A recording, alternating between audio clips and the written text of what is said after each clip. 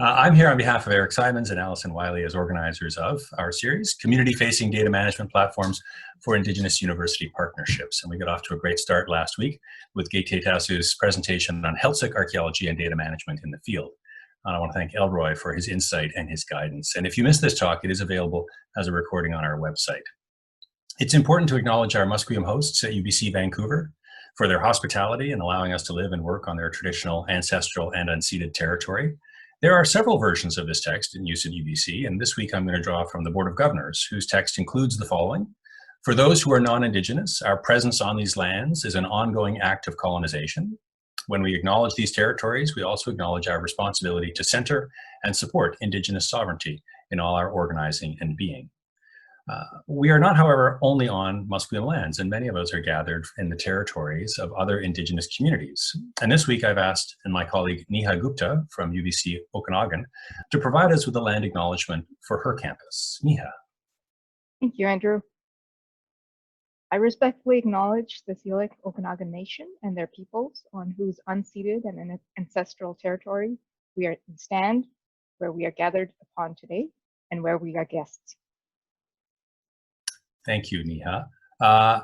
If you're a guest on Indigenous territory and would like to share a land acknowledgement in the next seminar, please get in touch with me. It's important to our purpose to be mindful of these messages and not allow them to become rote or simply performative. Last week I shared a link to Michelle Dagla's assessment of such gestures at UBC. I can include this again in the chat. And this week I'm going to point you to another article, this one by Dani Desmarais, on her experience as an Indigenous graduate student at the University of Toronto in the Department of Anthropology, pursuing a degree in archaeology, another important Indigenous perspective on academic institutions. I'll put these links in the chat. A few guidelines: please keep your microphones turned off. Your video feed is not as important this week because I think our bandwidth is a little bit better than it was last week. If you have a question or comment during the presentation, please add it to the chat. Eric will compile these for discussion, for the discussion section that follows. You can send your question to everybody or directly to Eric. You're also welcome in the discussion section to ask questions in person by turning on your microphone and or camera if you wish. I also have an important scheduling announcement. There is no presentation next week as we have a gap in our series. And in addition, the presentation by David Sheppy and his colleagues that was scheduled for the following week, October 16th, has now been postponed to December the 11th. The Stolo Nation is occupied on the 16th with some important work, and they will not be available to participate. After today, our series will continue then on October 23rd when we will reunite. I will update the website and I will send out everybody email reminders to everybody. So it's with a great pleasure that I introduce our next presenter in this series. Sue Rowley is the Curator of Public Archaeology at UBC's Museum of Anthropology and the Director of the Department of Anthropology's Laboratory of Archaeology. She is the Senior Archaeologist at UBC and is our leading voice in scholarship, particularly on matters of partnership between the institution and Indigenous communities. She's a founding figure in Musqueam 101, UBC's course offered to and within the Musqueam community. She's a member of the UBC Musqueam Liaison Committee. She's been a pioneer at UBC, leading efforts such as the Journey Home, a project that started in 2001 to return ancestors housed at UBC to their home communities. And she was is a key part of the Musqueam UBC Archaeological Field School, an ongoing platform for research and course delivery. Today, however, we're going to hear of her role in the groundbreaking Reciprocal Research Network, a project that was a key part of MOA's Partnership of Peoples, one of the most ambitious and successful digital partnerships with Indigenous communities that UBC, I think, has ever been part of. And I confess that it amazes me sometimes when I hear of conversations at UBC about digital humanities or Indigenous data sovereignty in which people are unaware of the Reciprocal Research Network, which does many, if not all of these things, the things that these initiatives aspire to. And I know that Sue will tell you that the RN was a team effort of a lot of people, led by a steering committee comprised of Leona Sparrow from Musqueam, Andrea Sanborn from Umitsa, and Dave Sheppy from Stolo. However, I can also tell you that I don't think the research network would have existed without her. I hope she will permit me a short anecdote that segues well from Gate Tasu's discussion of last week's Health-Sick protocols on visiting ancestral burial locations. When COVID protocols kept us away from campus earlier this year, Sue applied for and received special permission from UBC to visit ancestral housing at MOA to speak with the ancestors, an obligation that she fills each week. And I'm just delighted by the thought of a bureaucratic process somewhere in the university that included a document whose justification for breaching COVID protocols was must speak with ancestors. I'm encouraged that UBC granted that request. Please join me in welcoming Sue Rowley whose presentation is titled Working Tools, the Reciprocal Research Network. Wow. Thank you very much, Andrew, for that. I don't know that I can live up to much of what you've just said, but I'll try. And you also ruined the segue for my talk for the end, but that's okay. I'll say it anyway. Not your fault. I wanted to start this presentation by thanking Eric, Allison, and Andrew, not only for bringing forward the idea for this series, but also for their perseverance in bringing it to fruition, despite weather and the pandemic. I also feel very strongly about making the territorial acknowledgement. I am currently sitting at the Lab of Archaeology and the Museum of Anthropology on the campus of UBCV on the ancestral unceded territories of the Hunkaminam-speaking Musqueam people. Museums and archaeology are a part of the colonial project, and I really need to always thank Musqueam community members for their generosity over time in stepping forward, in sharing knowledge, and in taking time to teach us and to remind us that we need to have open minds and open hearts. And also thank you to the many Indigenous community members from around the globe who have helped and continue to help me learn. And I only hope I continue to, and I can demonstrate that I've been listening at times. So today I'm going to talk about the Reciprocal Research Network, but I also should give a little bit of place myself, give my positionality. My parents were both born in England. They immigrated to Canada following World War II, and I grew up on the ancestral lands of the Anishinaabe in Ottawa. And I then went to university at the University of Toronto, and then went over to the UK to do my graduate degree. So very much steeped in colonial tradition of archaeology, and then headed off to the Smithsonian for a postdoc, and through various wonderful pathways found myself here at UBC at the museum and with my wonderful colleagues in anthropology and at the museum. So I'm just going to now share my screen. Sorry, I just need to come down to here. Share screen. And we'll come here.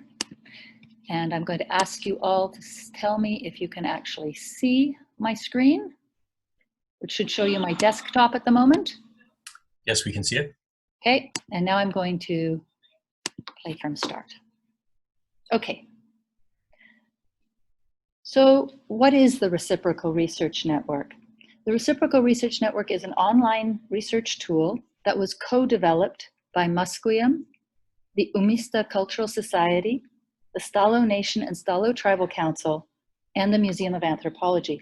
It allows users to connect with Northwest Coast cultural heritage in multiple museum collections with the aim to facilitate collaborative research between and across researchers, originating community members, artists, and museum professionals. This is an old project, so I was kind of surprised when Andrew said to me, people don't know the history of the RN, why don't you come and tell the story? Because the ideas were conceived in the 1990s. The development process took place from 2005 to 2010, and the RRN was formally launched in 2010. So happy 10th anniversary to the Reciprocal Research Network. Sorry.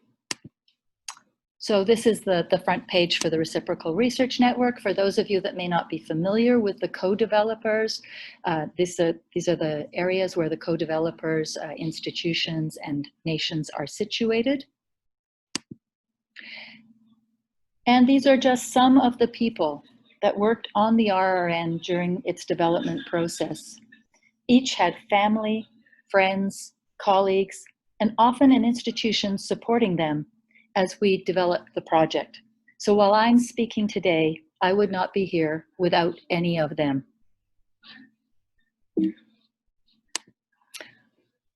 There are also the partner institutions that were involved in the development of the RRN.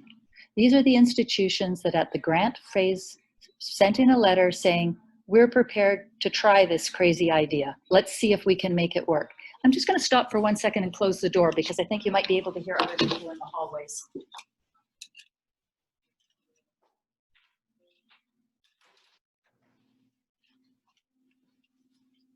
We have a very exciting exhibit being installed by our Indigenous interns this afternoon, so that's part of what's happening at the museum.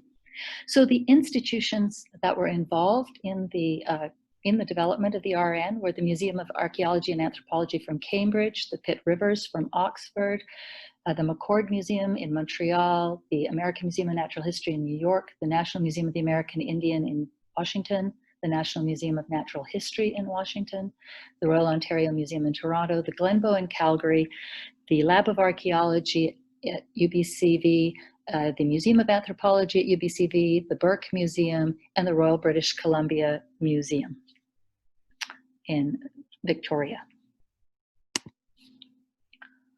I also need to acknowledge and say a huge thanks to the BC Assembly of First Nations, the Union of BC Indian Chiefs, and the First Nations Summit at a critical juncture in the development of the RRN, when some of the partner institutions, the museums, asked, what's the authority for sending data to the RRN outside of collections that come from Musqueam, Umista, and Stalo? These institutions stepped forward and passed resolutions in support of the Reciprocal Research Network, and included in that an encouragement to museums to share their data through the RRN. So we would not be where we are without those institutions.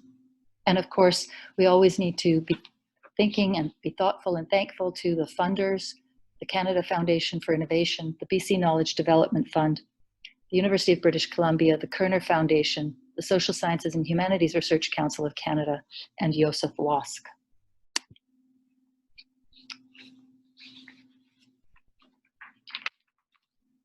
And this is one of our working meetings. I just thought I'd show you the way that we actually would just sit around the table and work. And for this talk, I thought I'd just put out a signposting talk. I wanted, last week we heard a wonderful presentation from Gaiti Tasu Elroy White. And much of what he was saying really resonated with me and my understanding of the development process of the Reciprocal Research Network. And it really helped to create the framework for this talk today.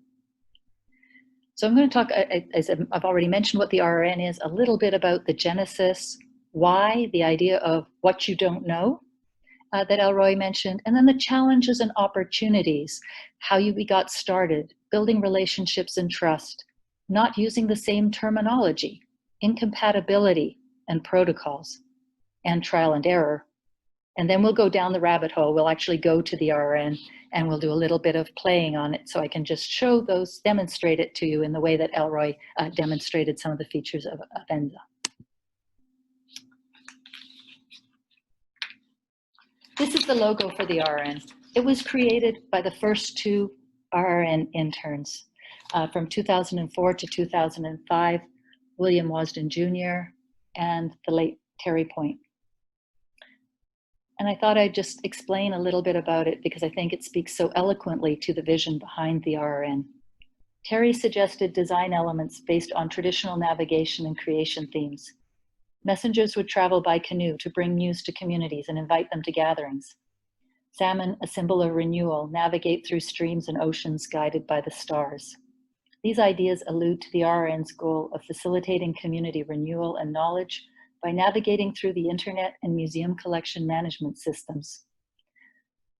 William added his ideas. Raven brought the moon, sun, fire, tides, and salmon to his people. Umeth, chief of the ancient ravens, needs to be treated carefully because he is the all-present trickster. He has human qualities and is able to transform himself into a man. The figure in the beak represents that ability. Raven, in this logo, holds the messenger canoe in his mouth, upside down.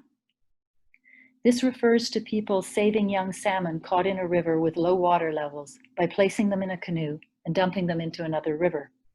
The salmon would survive and colonize the new stream. In the center of the canoe is a box of treasures, representing the knowledge being returned to the communities through the RRN. The salmon in the logo are wild, indicated by the presence of the adipose fins, and there are 4 stars with 4 points each, highlighting the sacred number of the sacred nature of the number 4 in many Indigenous communities.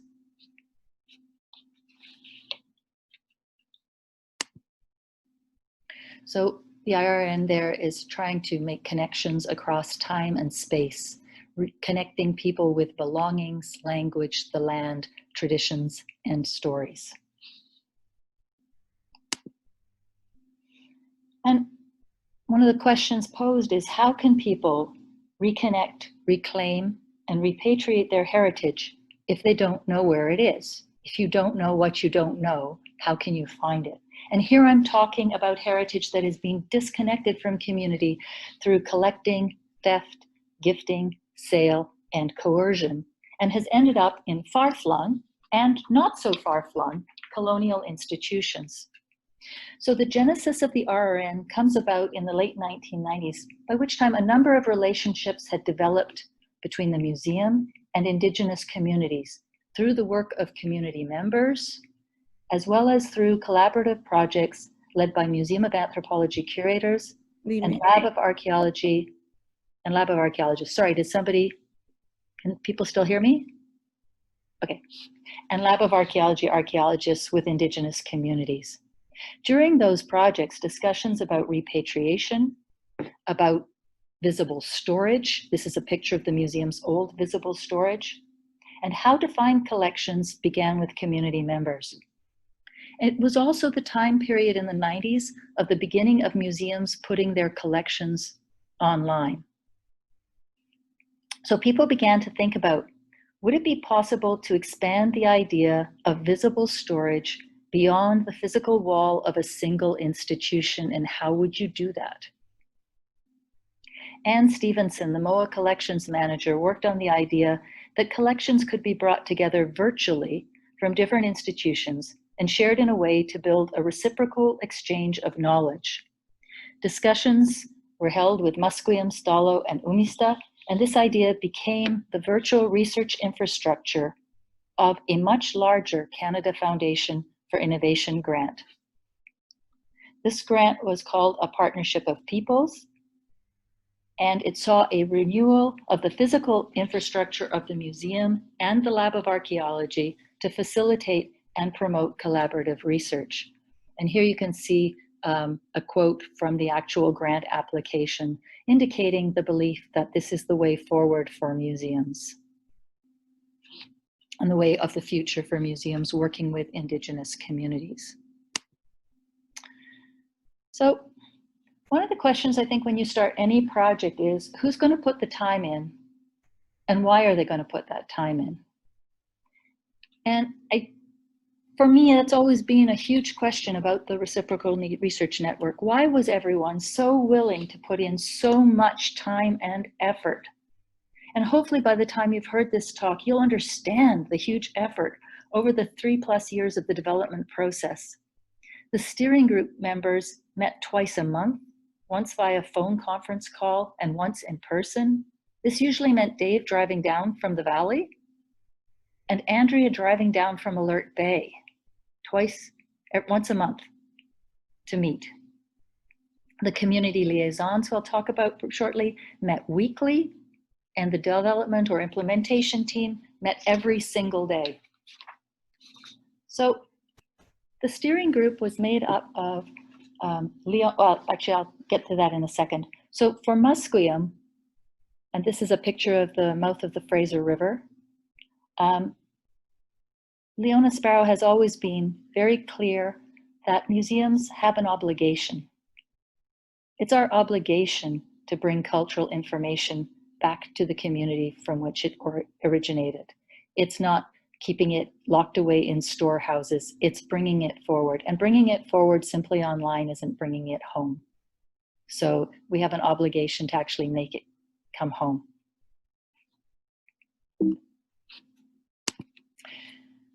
We have now moved into Stalo territory. So we're looking across at a transformer site and also looking on past that to Hethlath, an incredible ancient Indigenous village. And this next idea is from Sunny McKelsey. So Stalo have been really at the forefront of inviting non-Indigenous academics running field schools into their territory. And when you listen to Sunny, I think you can get the understanding of the rationale behind that. It's important that we continue to conduct research with our elders, traditional Stalo historians, and Western-trained scientists alike on the many aspects of our culture and history. And he's alluding here to that the way that Stalo works with young scholars who are brought in for field schools is that those scholars will then be the scholars of the future, and they will go out and go away with a different way of being and behaving. I think probably most of you are familiar with the amazing work of the Umista Cultural Society, the leaders in repatriation in the Northwest Coast, and the return of the infamous potlatch, a collection that was stolen from the communities and from families in 1921. The late Andrea Sanborn, who was director of Umista for a number of years, put forward for the RN that we're a living culture, practicing our traditions much like they did in the old days. The old masks that are housed in the Umista show a connection to the contemporary users in our ceremonial big house. The RN will allow us to bring this all together in a cohesive manner and enable us to further maintain our culture. And of course, the final co-developer, the Museum of Anthropology, the RN will overcome a major existing barrier to cross-cultural research by adapting electronic tools to culturally diverse traditions of knowledge management and by accommodating Indigenous rights to traditional knowledge. So getting started. So the vision is great, but then how do you actually move forward? How do you take this wonderful idea and make it come to fruition? Getting started was the most difficult part of this project. We had people come in and tell us that 90% of virtual projects fail. This is not particularly encouraging when you're just starting, but we persevered nonetheless. The steering group was made up of Leona Sparrow from Musqueam, Dave Sheppy, representing Stalo Nation and Stalo Tribal Council through the Stalo Research and Resource Management Center, the late Andrea Sanborn from Umista Cultural Society, and myself representing the Museum of Anthropology. So as I said, getting started was the most difficult part of the project. We had to develop the process, and we needed to find fit across many cultures, disciplines, institutions, and across international borders. The grant was awarded in 2001, and the funds were released in 2005. The steering group needed to find a development method that fit with the project's philosophy. We also had to ensure that the project's objectives, as promised by the funders, were met. And this was a constant push and pull in the project. So we had a scope document that had 3 columns: in scope and funded, in scope unfunded, and out of scope unfunded. And we were always, people would bring forward brilliant ideas, but because of the way the grant was funded, was stated, we weren't able to cease to work on some of those. When we began to hire staff, we looked towards working with knowledgeable people, and we also looked to build capacity across the co-developers communities and the institutions. Community liaisons were hired from within each co-developer community. These liaisons held workshops, attended conferences, demonstrated the RRN, and gathered feedback to guide the further development. They ensured community feedback was integrated into all aspects of the development process. The community liaisons were the most effective at demonstrating the ability of the RRN to connect and exchange information to sometimes skeptical partner institutions. Through presentations at RRN partner institution conferences, they reflected on their experiences running RRN community workshops. They were able to show that real people in communities were engaged and were affected. For example, Lillian Hunt and Lawrence Isaac presented their experience traveling by boat to an isolated Kwakwakwa community, where they demonstrated the RN and were able to reconnect community members with cultural heritage made by family members. Many of these belongings had not been seen since their removal from the community. We applied the same capacity building to UBC. Students and recent graduates were hired to both develop the software and conduct user testing. Our software developers worked in-house and gravitated to a development philosophy called lean software, where you spend time refining an idea until you do not spend time refining the idea until users have tested it. This differs from the more traditional way called Waterfall software development that probably most of us are familiar with, where a project moves sequentially through the steps of requirements analysis, design, implementation, and testing. The steering group all felt the best way to spark conversation was to build a prototype or a sandbox and then continuously add to and refine it. This agile approach fit better with the collaborative philosophy of the project. In fact, 2 months after hiring the recent graduates from UBC, I mean, they literally got their degrees and started working for us the next day, we were able to invite several small groups, First Nations community members, researchers, and Museum of Anthropology staff to test a rudimentary prototype. So over the next 3 years, the RN was developed from that prototype through countless iterations, workshops, feedback sessions, into the tool that we'll be visiting shortly. But just before I go there, I just wanted to briefly demonstrate the governance structure of the Reciprocal Research Network, and to point out the co-developers, the steering group, the community liaisons, the implementation team that was built up of the UBC students, a couple of us on staff, and the developers, the partner institutions, the meetings that we held with them, and our working group meetings. This is, of course, one of those beautiful things that you put in a grant application and that everyone looks at. But of course, this is not how a governance structure actually works. This is how it actually works. Because of course, everybody has relationships.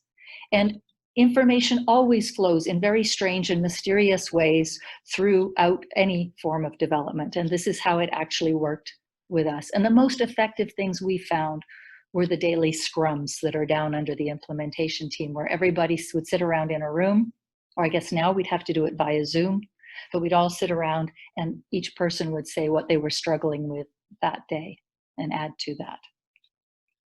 So let's take a break from here and let's go hopefully live to a demo of the RRN. So I'm going to stop screen sharing for a second and then start screen sharing again with the RRN.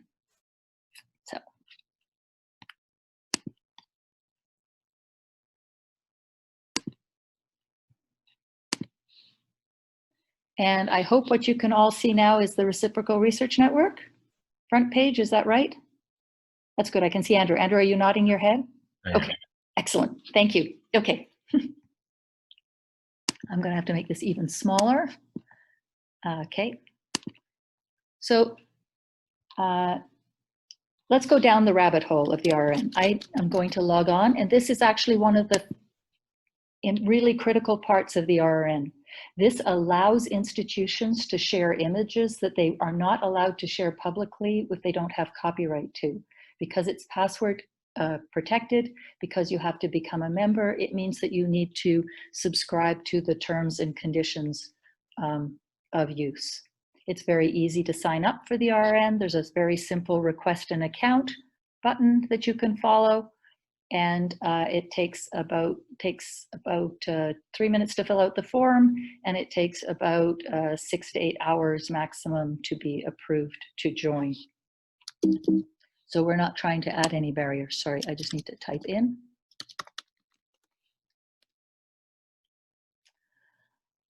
So I'm going to now take you to, sorry. Zoom is fun because there's a bar that keeps getting in my way of everything I need to do. So I'm going to take you to the items page of the RRN. So when we started developing the RRN, one of the things that we looked at were all of the, or not all of the, but many different museum database sites that were available online at the time. And that provides the opportunity to find collections, but there are issues. The first is that you have to know the name of an institution to find it. And so I would ask many of you if you actually know where the Autry Museum is or what it has in its collections. These are the kinds of things we tend to privilege and think about the big ticket museums that we all know, the American Museum of Natural History, the Smithsonian, MOA. These are the ones we think of, but in fact, there are very important collections that connect to community in many different institutions. The next thing is that each institution that has their collections online has a different online system. And even now, some are almost impossible to use and to know if you've found what you're looking for. Do I have to put a % after moccasin to find moccasin and moccasins? How do I actually spell that name? What words are they using for my culture?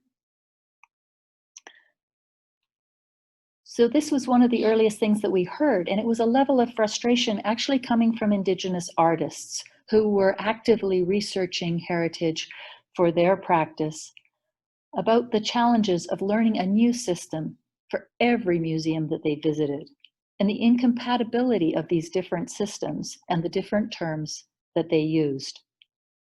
They also felt they were unable to know what they might be missing. And the third was they didn't know who is deciding what can and cannot be shared. And so I would encourage any of you that are really interested in following that up to look at the works of Jane Anderson and Kim Christian, and to look at the traditional knowledge labels and to look at projects such as Mukutu. The next thing that we heard from community and the Stalo, Dave Sheppy convened a group of Stalo community members, and we sat down and we showed them a number of what we thought were really excellent museum database search engines, and we got their feedback as to what they found was challenging. And one of the things that they found completely challenging was the way that most database systems work. Most database systems work by you log on and you look at them and there's nothing. You can't see anything. And then you have to fill out a form in order to see something. So the RRN is quite different. What we actually have is it's an exploratory search engine, and that means that you actually have everything available right from the start. I'm an administrator, so I see a different number of items than anyone else would see, but I see over 500,000 items. And really, I could quite simply just scroll through, keep scrolling through, and I could just go next, next, next, and I could scroll through all 531,000 of them. So nothing has been taken away from me, and I don't have to worry about the spelling. The next thing we found that people were confused by was, I don't know what I can search on and what I can't search on when I have to type something in. So Nick and Ryan, who are the developers, came up with using what's called a faceted search approach. And this kind of a search is done by you narrowing down your search. So unlike most search engines where you start with an empty basket and you add things into your basket, here you start with a full basket and you are actually taking things out of your basket. So they also then implemented this rather than just as a straightforward system, as a tag cloud system, whereby the larger the typeface, the larger the number of items you're likely to find under that. So I'm going to show you a couple of different searches today. We're looking at what, who, where, and when. So this was set up to be a very straightforward one. And I want to just show you how a faceted search opens. So I'm actually going to open up made of and ask you to just look, and you can see how much you can see there. We're actually going to go to headdress today. And by just hovering over, you can see that we will find 823 headdresses. You can click on that and you can see that immediately the substances made of have changed, so that you could then say, oh, I only want to see headdresses that have abalone, and you could select abalone and you'd see only headdresses with abalone. And you can see that up at the top here, you have something that tells you what you're doing.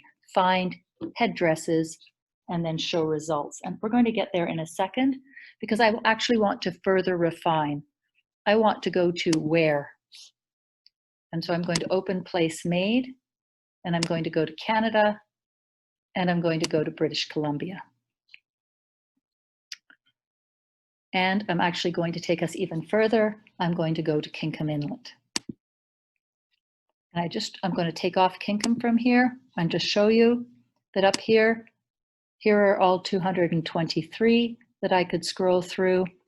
I'm going to go back, refine my search, and take you to Kinkham Inlet. And here are the results for the 23 headdresses from Kinkham Inlet.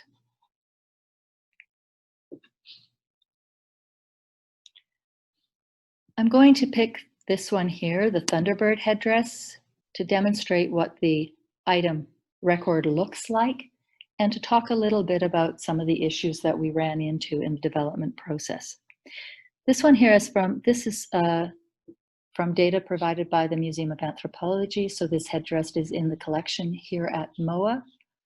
But one of the issues that came up for many partner institutions was the idea of messy data, that people are very uncomfortable about sharing data that has not been proofed and approved before letting it out, and that we all know that museum data is messy, but the public has a sense that museum data is authoritative.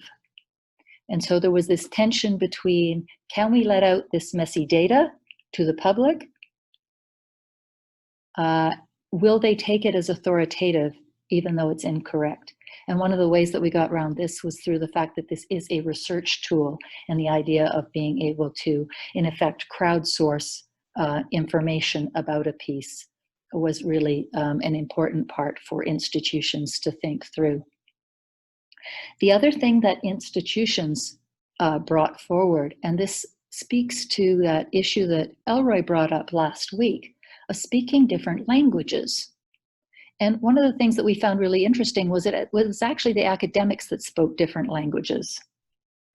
And here I'm going to talk just briefly about the idea of authenticity. So what does authenticity mean to you? Well, depending on your background, it means something completely different. And this was a major discussion that took place over about 4 hours with the partner institutions and the community liaisons and all in the steering group, all in the room, where a number of the partner institutions kept on saying, well, what you've done is very nice because every institution's page looks the same. I'm only showing you one piece here, but if we went to any page on the RRN from any institution, it would look identical to this one. So you're not having to worry about how to interpret different data. It's all there in the same format from other institutions. The institution and a number of people kept on saying, but that's not authentic. That's not, you're breaking the authenticity. And it took a very long time for those of us that came from an anthropological background to understand that those that came from a library archives background, for them, the authenticity of the record is the actual format of the record, the actual wording and the way it is presented. And that's what we were breaking by rearranging things into a different format from the way that they have it presented in their database and in their structure. This was one of the times where actually having many times where having your software developers in the same room was brilliant, because we kept on wondering how to do it. And Nick and Ryan at the back of the room put up their hand and they said, so if we just put in a tab that showed exactly the feed of the data that arrives in the RRN from your institution, would that maintain the authenticity of the record? And they said, yes. And then everybody said, well, how long would that take? And they said, well, we've done it. Here it is. So here's the tab that they put in immediately. It's the data source. And so that provides you the feed that is the exact feed that is sent to the RRN by the Museum of Anthropology. So that if you see something here and you think it may not be the authentic words from the institution, you can actually track it across and see it there. So that really resonated from Elroy's talk to this one, this idea of making sure that you're all speaking the same language, especially when you're developing something over so many different groups. We also then broke it up into pages so that you could see different things. Over on this side here, there are the different pictures, and you can open it up and you can zoom in and look at the picture more closely. I have to move somebody's head, sorry, but you can zoom it in and look at it more closely. And this, of course, is really critical to many people in communities wanting to see the pieces up close. But down here is where it becomes reciprocal in nature. Here we have the question. You can ask a question in the RRN, and you can share knowledge in the RRN. So here we go. We have this mask that has lots of information that has been added to it. In the original Museum of Anthropology attribution for this piece, it was attributed to an artist by the name of Herbert Johnson. And this conversation took place in 2013 by Karen Duffick, William Wasden Jr., and Trevor Isaac about, could it actually be by Sam Weber? It looks more like his work. And you can see this discussion. And so you, as a member of the RNU, as a community member, you as somebody using it, is able to find this discussion and look at it and understand. And then that information also goes to the institution, who then makes a determination to update or change their record based on the knowledge that has come in from the community. And you can see here that Karen is acknowledging the work that others have done, and that in fact, if we then go back up to the top of the page, we will see that the Museum of Anthropology has actually changed and attributed it. Oh, they haven't, sorry, they have chosen not, they have chosen to change it to Herbert Johnson. So there we go. That's just to give you a sense of that. I had also meant to say, and didn't and forgot to, so I'm going to go back and say it now, that those of you that are really interested in the nuances and the colonial history of cataloging, I can highly recommend Hannah Turner's new book on cataloging culture that was just published this summer by UBC Press, because she delves really deeply into the colonial history and ongoing colonial ongoings of museum cataloging systems.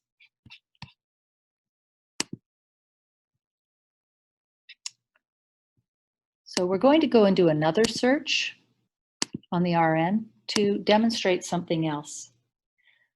You can also in the RN do a Boolean search, and it has a slight advantage over the other search in that it actually searches every word in every section. So I'm actually going to do a search on ads and Northwest Coast. And you'll see that I have 3,464 entries to look at. And one of the great things here is that what you see here is things that have ads in their description. So an adzed plank, a bentwood box. You have historic pieces. So you have D-shaped adzes and elbow adzes that were collected from communities. And you have pieces that are ancient belongings that came out of the ground. So that in terms of teaching and demonstrating adzing, and you have histories of adzing, here we have a print of a piece being adzed. You can actually use this very effectively to learn more and to actually break down, because one of the things that we were thinking about when we were developing the RN was trying to break down those academic silos that for communities don't exist. We have the silo of archaeology, the silo of ethnographic collections, the silo of contemporary art. And in fact, they're all part of culture, heritage, and community life. And so being able to access them all on the same page was something that was really important to us. I'm going to demonstrate one other feature of the RRN, and then we'll open it up for discussion. There are many other features, but I wanted to demonstrate something called projects. And you'll notice that as I scroll over an object, I get this lovely treasure box by Bruce Alfred, who gave us permission to use it for this purpose. And you'll see that it's down at the bottom with my selected items. So I'm going to pick an elbow ads. I'm going to pick this D-shaped ads. I'm going to pick a couple of the archaeological pieces from ancient villages. And maybe this board. And you can see that they appear at the bottom of my screen. And I am now able to decide that I want to save them. And I will call this working tools. Oh, you know what? I want this to come up at the front. A working tools test.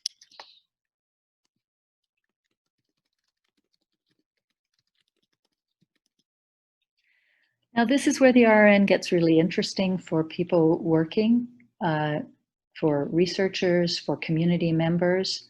It also made the partner institutions think for a minute, because when we get down to here, we get to our privacy settings.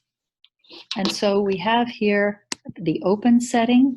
The open setting means that anybody who is a member of the RRN can view this project. They can add things to the project. They can talk to you through the project. So they have complete access and freedom within your project.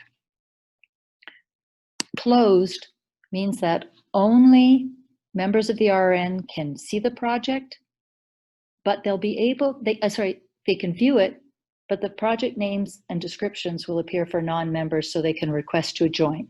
So you start your project, and let's say Deanna White, whose face I can see at the moment on my screen, decides that she'd like to be a member of the project. She can see that it exists, she can read its description, and she can then send me a private message through the RN saying, can I join your project?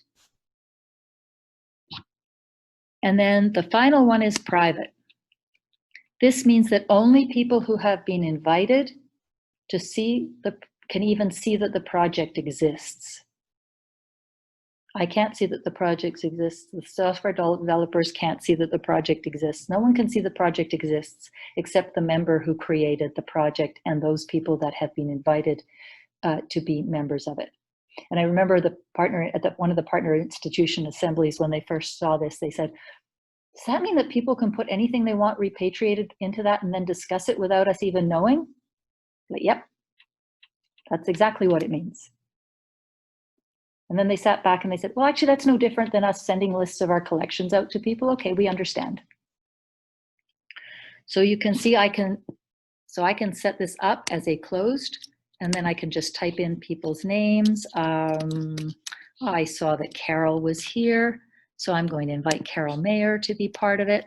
And then I can even decide what Carol can do. Carol can view it. Carol can view and collaborate. Carol can view, collaborate, and manage. That means she could even delete it. So I would allow Carol to view and collaborate, and then I just press the Create Project button, and there's my project. So we now have a project with our pieces, there they are, that we want to learn more and think more about.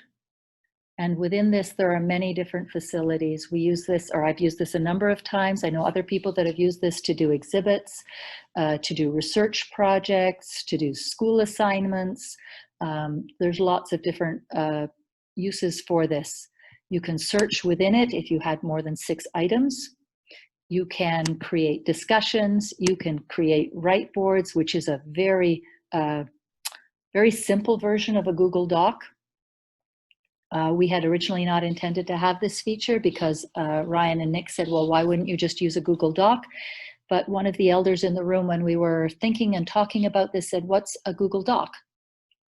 So we thought, well, if you had something that was within it, then people could use it.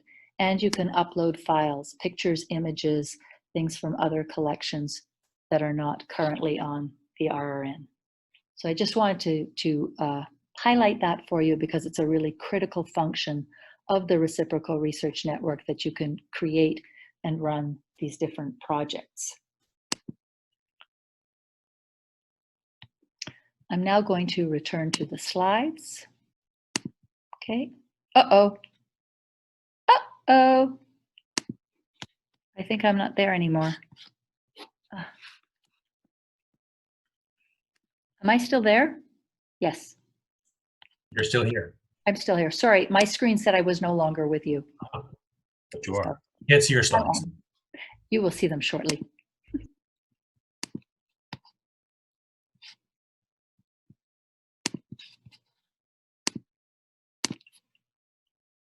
Okay. So we've covered what the RN is, the genesis, why, the challenges and opportunities.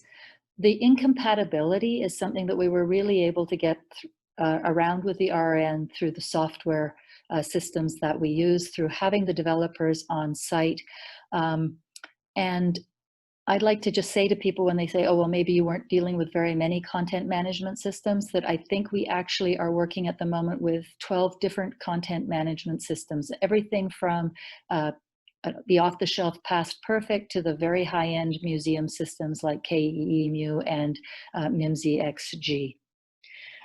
Lots of trial and error as we went through. Many times, as the developers would say, people would say they wanted a particular feature, and when they mocked it up, they would go, oh, that's not what we really meant. This is what we really want. So having your developers on site and working with people, constantly working with community members and figuring things out was hugely and phenomenally important. So where to from here?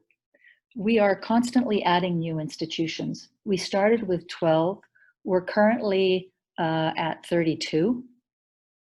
And in fact, we're hoping to get the British Museum on board this year. I'm having a conversation with the University of Aberdeen on Monday morning. So we're hoping that they can come. We've actually also developed a small content management system so communities can add materials from their own institutions if they don't have a database themselves. We've also developed RN Publisher, which is a teaching tool, because in the original grant, we were not allowed to talk about teaching because it was a research infrastructure grant. So the teaching tool is courtesy of UBC's Teaching Learning Enhancement Fund grant. And we have also developed an API, an application programming interface, enabling communities and groups to pull data with permission from the Reciprocal Research Network. And this is where my segue to next week's talk is completely blown out of the water, because an example of how this enables the RRN to contribute to other projects is the talk that I thought was happening next week, which apparently is now happening on December 11th. Is that correct, Andrew?